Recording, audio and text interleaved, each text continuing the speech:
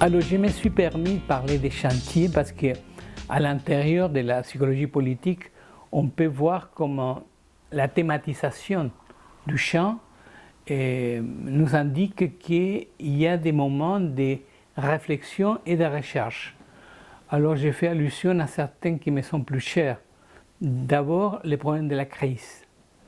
La crise, c'est un problème qui touche directement la psychologie sociale, politique, mais aussi l'anthropologie et la notion de crise qui nous amène à la conception de dire est-ce qu'un monde va finir du point de vue théorique ou un monde va commencer.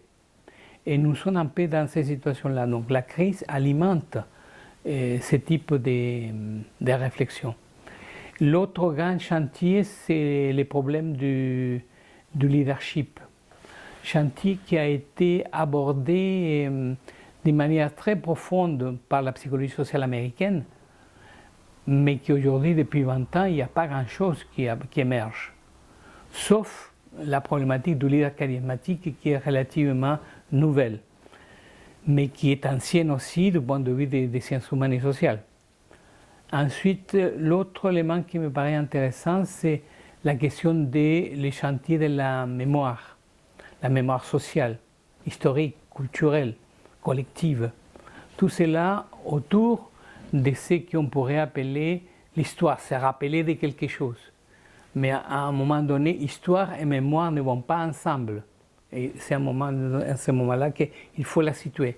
Pour nous, toujours la mémoire sociale sera historique.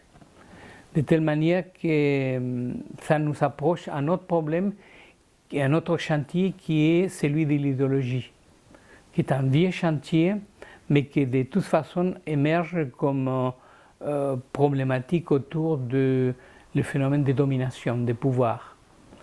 Et enfin, une question qui m'intéresse beaucoup ces derniers temps, c'est la relation idéologique entre religion et politique, dans lesquelles émerge pas un dernier, mais un autre grand chantier qui s'ouvre aujourd'hui, qui c'est le problème du terrorisme. Problème qu'on doit l'aborder de différents points de vue. Il n'y a pas simplement l'élément de violence, il y a aussi l'élément idéologique et ensuite religieux qui va avec. Donc voilà ce que je pourrais appeler, de manière très, très courte, les grands chantiers que je vois dans la psychologie politique actuelle.